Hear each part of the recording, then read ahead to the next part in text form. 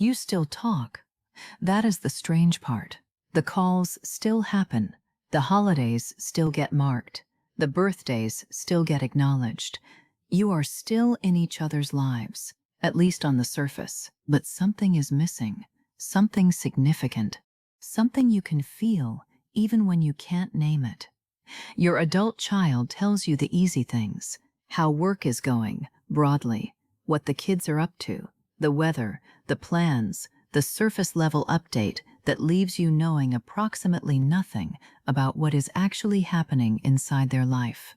And somewhere, maybe on the drive home after a visit, or lying awake at 3 in the morning, you realize they share everything with their friends, with their partner, possibly even with strangers on the internet, just not with you. That realization lands differently than estrangement. It doesn't have the acute shock of no contact, but it has its own kind of ache. The ache of being present but not trusted, connected but not close, in the room but somehow not inside the conversation. And the cruelest part of it is that from the outside, everything looks fine. You are still talking. You still show up for each other. If someone asked your adult child whether they have a good relationship with you, they might even say yes.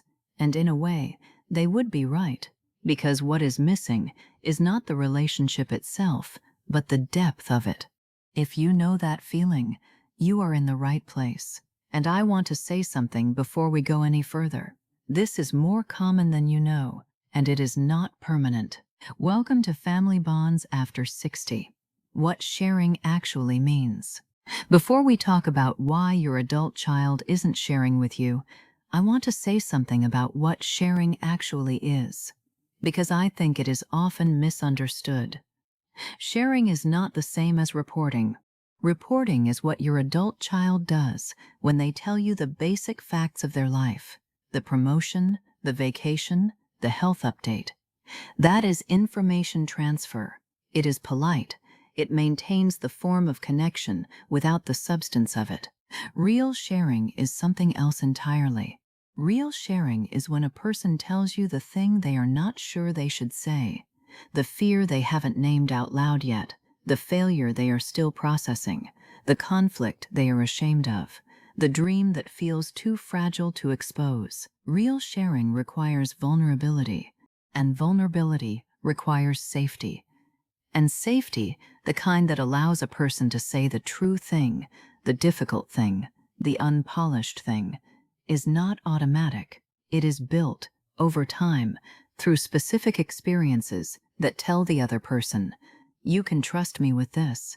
And here is the thing about safety that most parents don't fully understand.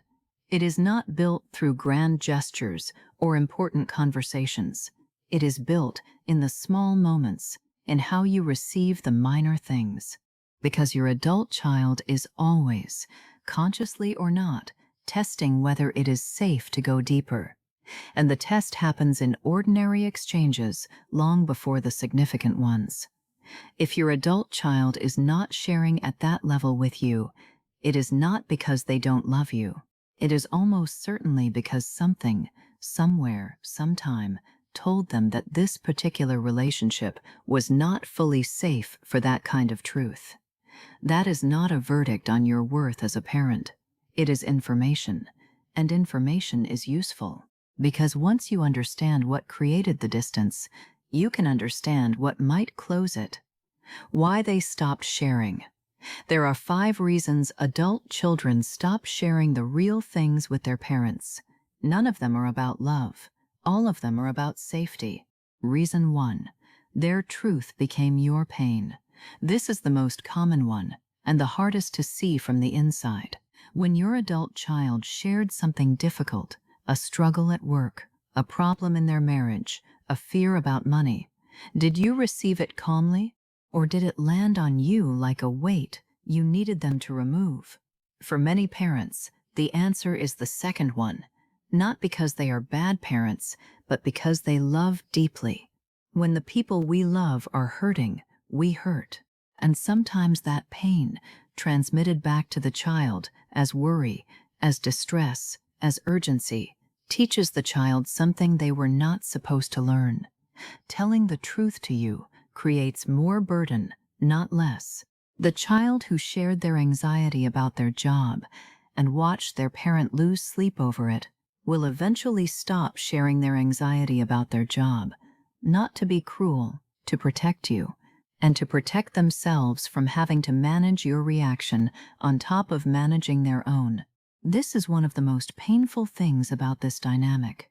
The parent's love, which is real and deep, becomes the very thing that closes the door. Reason 2. They learned their secrets weren't safe. Trust is built in specific moments, and it is broken in specific moments too. Did your adult child tell you something once? Something personal, something vulnerable, and find out later that you had shared it with another family member, with a mutual friend, with someone they had not chosen to tell? That single experience can close a door for years, because what the adult child learned in that moment was not that you are a bad person. They learned that your need to process or connect or share was stronger than your commitment to their privacy. And in that learning, they quietly updated their internal file on what it was safe to tell you. Even if you have never done this deliberately, even if it was a small thing years ago that you have long forgotten, they may still be carrying it, not as a grudge, but as a quiet, protective knowledge about what this relationship can and cannot hold. Reason 3. The response they got wasn't the one they needed. There is a particular kind of painful experience that happens when you share something real, and the response is technically fine, but fundamentally missing. You tell your parent about something hard, and they immediately move into solution mode. They offer advice. They give you the perspective of someone who has lived longer and seen more. They reframe it, redirect it, remind you that things could be worse, all of it well-intentioned, none of it what you needed. What you needed was simpler and harder than any of that. You needed someone to say, "That sounds really hard, tell me more."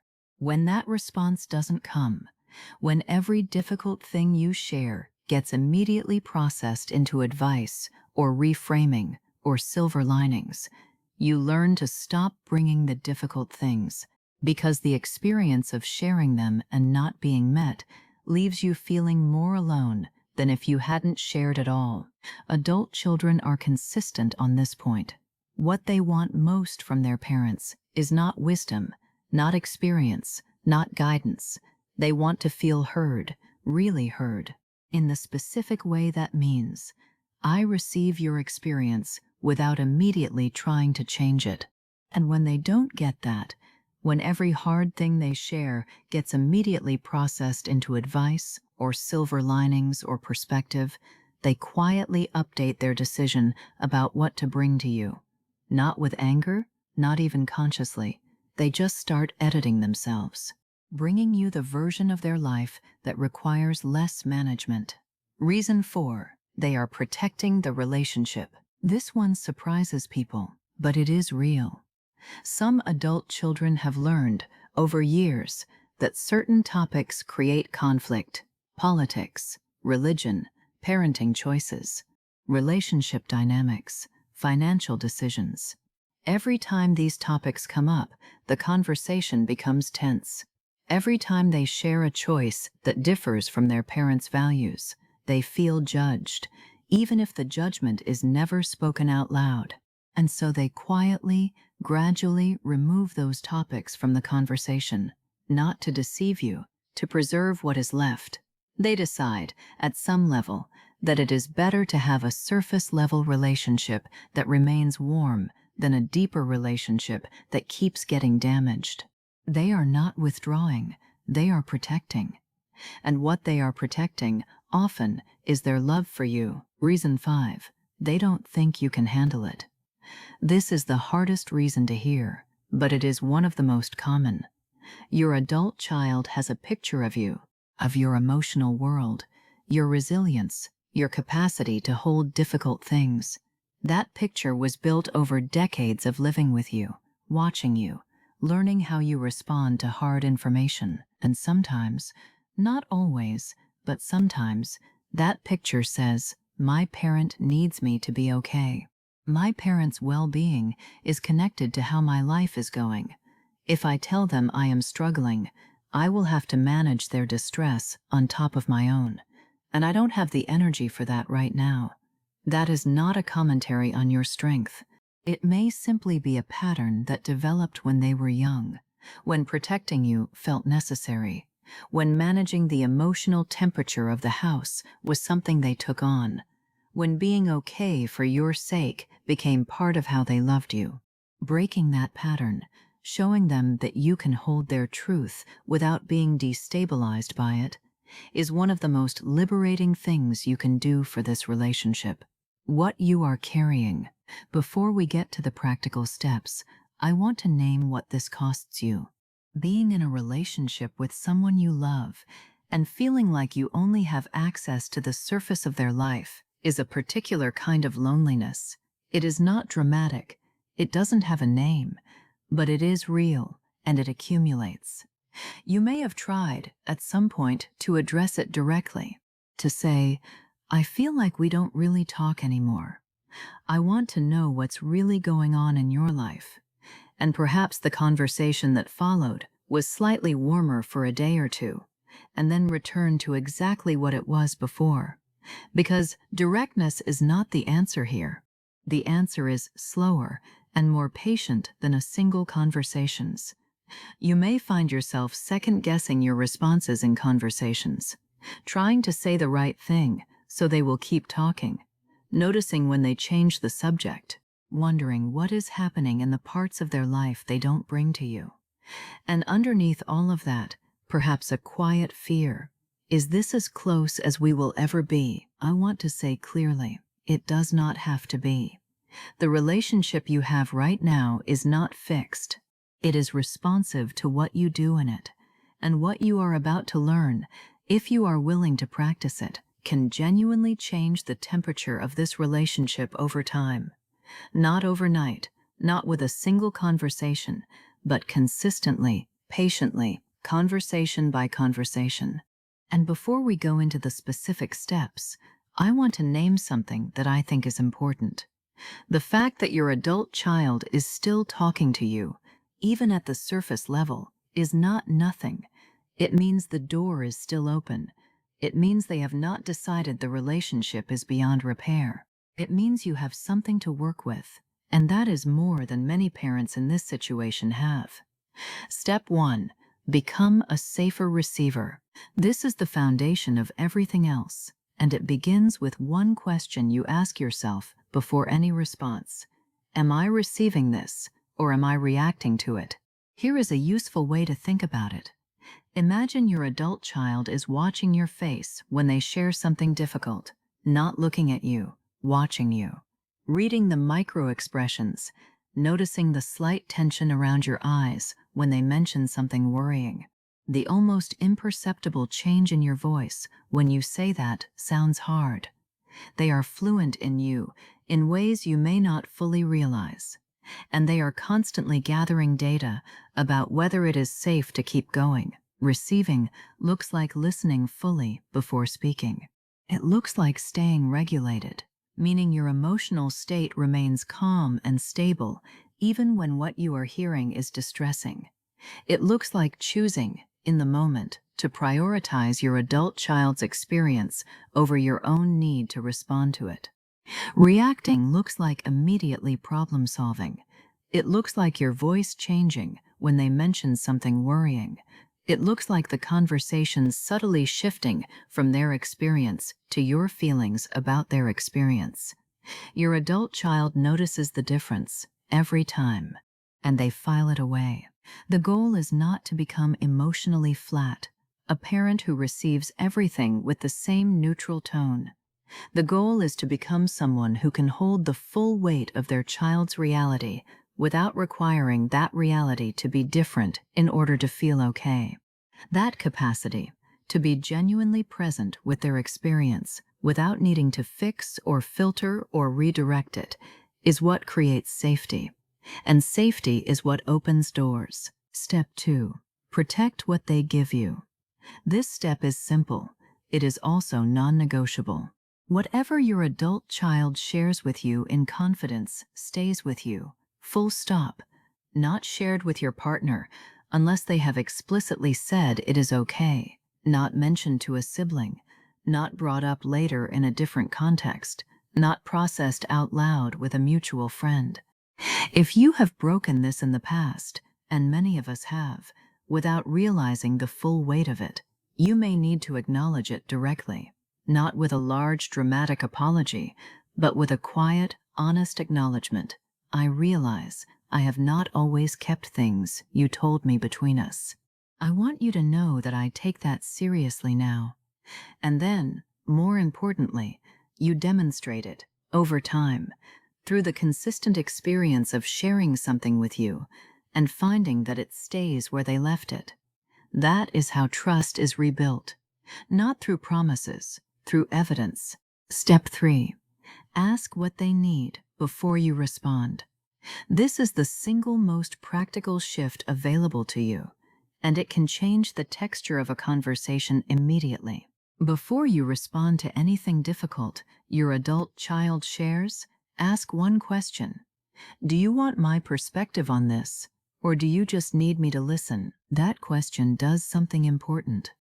It tells them that you are capable of listening without fixing, which, if they have experienced the opposite, may be new information.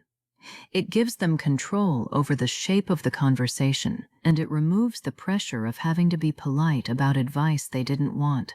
Most of the time, in the early stages of rebuilding this kind of trust, the answer will be, I just need to talk it through. And your job in that moment is to receive that answer with genuine warmth, not a subtle sense of being sidelined, not a slight withdrawal, but real, unhurried presence. And then to listen, to ask follow-up questions, to reflect back what you heard, to stay curious for longer than feels necessary. Over time, they will start asking for your perspective, because you will have become someone safe to receive it from. Step 4. Share yourself. Real intimacy is reciprocal, and one of the reasons adult children sometimes feel unable to share with their parents is that the relationship has become one-directional. The parent asks questions, the child answers, and the parent's inner life remains largely invisible. Think about your closest friendship, the one where you feel most known, most comfortable, most able to say the real thing. Is that a relationship where one person does all the asking and the other does all the answering? Almost certainly not. It is a relationship where both people show up with their own reality, where the conversation moves back and forth, where being known is mutual. That dynamic creates a subtle imbalance. It can feel, to the adult child, like an interview rather than a relationship, like they are the subject of the parent's concern rather than a person in equal standing. One of the most powerful things you can do to shift this is to begin sharing yourself, not burdening them with your worries. That would move in the wrong direction. But sharing honestly what you are thinking about, what you are reading or watching or wondering about, what is making you laugh or feel uncertain or curious, not to create an obligation for reciprocity, but to demonstrate that you are a full person with an inner life, someone who can be known, not just someone who does the knowing. When your adult child begins to see you that way, as someone with their own complexity, their own struggles, their own unfinished thoughts, the relationship changes. It becomes more equal, and equality is one of the conditions under which real sharing becomes possible. Step 5. Be available in the small moments. The big conversations, the ones where real things get said, rarely happen by appointment. They happen in the margins, on a long drive, while doing the dishes after dinner, in the quiet that follows something ordinary. One of the most common mistakes parents make when trying to deepen connection with their adult children is waiting for the right moment, the right setting, The serious conversation about how we can be closer. The intentional check-in, but your adult child is not going to schedule vulnerability. They are going to experience it unexpectedly, in a small moment, and reach for whoever is nearby and feels safe enough. Be that person. Be available in the ordinary moments, the walk, the errand, the car ride that has nowhere it needs to go. Put down your phone. Ask a question without an agenda. Be willing to sit in silence without filling it. And when they do share something real, even something small, even something that barely scratches the surface of what you suspect is going on, receive it as if it is the most important thing anyone has ever said to you. Because in that moment, it might be. That kind of presence, consistently offered over time, creates something that cannot be forced or rushed. It creates the experience of being known. And the experience of being known is what makes people want to keep talking. Sharing is not something you can ask for. It is something that grows in the right conditions. And those conditions are safety, consistency, reciprocity, and the patient, unhurried presence of someone who has proven over time, through specific moments, that they can be trusted with the true thing. You may not see the results of this work immediately. There will be conversations that feel exactly the same as before. There will be moments when you offer the space and they don't take it. That is okay. That is normal. The work is not measured in single conversations. It is measured in the gradual, almost imperceptible shift in what your adult child chooses to bring to you. And one day, not dramatically, not with fanfare, they will say something real, something they have been carrying, and you will receive it, and they will notice. And the next time will be a little easier. That is how it happens, slowly, honestly, one careful, genuine moment at a time. You can be that person, not immediately, not perfectly, but genuinely, in the next conversation, and the one after that, and the one after that. We covered a lot today. We talked about what real sharing actually is, and how it differs from the surface-level reporting that can feel like connection but isn't quite. We talked about 5 reasons your adult child may have stopped sharing the real things with you, none of which are about love, all of which are about safety. And we talked about 5 specific things you can begin doing, not to force closeness, but to create the conditions for it. You still talk. That is not nothing. That is a foundation. And with patience, with honesty, with the consistent practice of becoming safer and more reciprocal and more present, that foundation can hold something much deeper than it is holding right now. This has been Family Bonds After 60. Take care of yourself, and remember, the door to real closeness opens from the inside. Your job is simply to make it safe enough for them to want to open it.